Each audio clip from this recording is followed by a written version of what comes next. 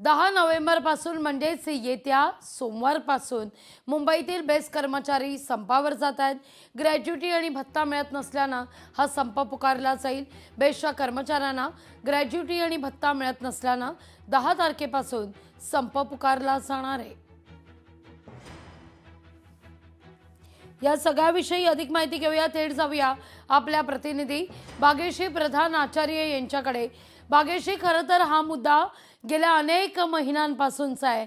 Gratuity मिळत नाही, सुविधा मिळत नाही, भत्ता रखडलेला आहे, वारंवार कर्मचारी तक्रार करतायत।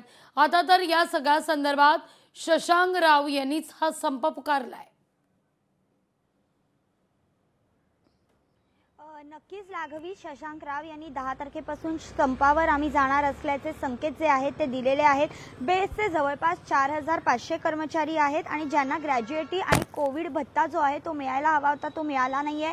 त्यामध्ये निवृत्त झालेले कर्मचारी देखील बरेच आहेत, ज्यांना देखील अजून भत्ता आणि ग्रॅज्युएटी वगैरे मिळालेली नाहीये, पेन्शन त्यांचं मिळालेलं नाहीये। त्यांचं पेन्शन वाढवून देणं हा देखील एक निवडणुकीच्या दरम्यानचा मुद्दा होता।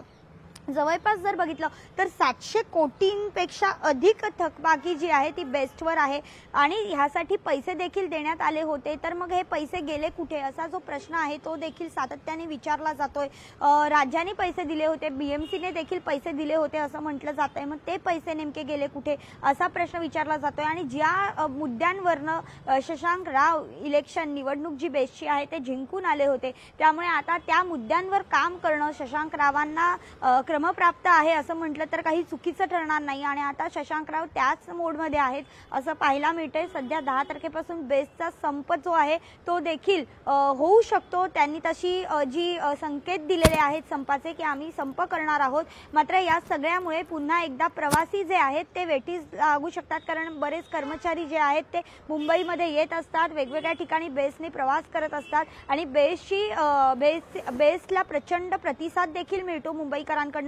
मात्र जर संप झाला तर पुन्हा मुंबईकरांना याचा मात्र नक्कीच त्रास होणार आहे। नेमकं शशांक रावांची याच्या पुढची भूमिका काय असणार आहे आपण समजून घेणारच आहोत।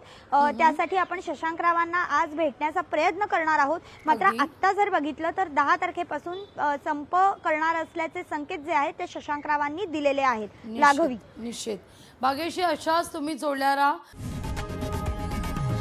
लोकशाही मराठी ऐका, पहा, जागरूक रहा।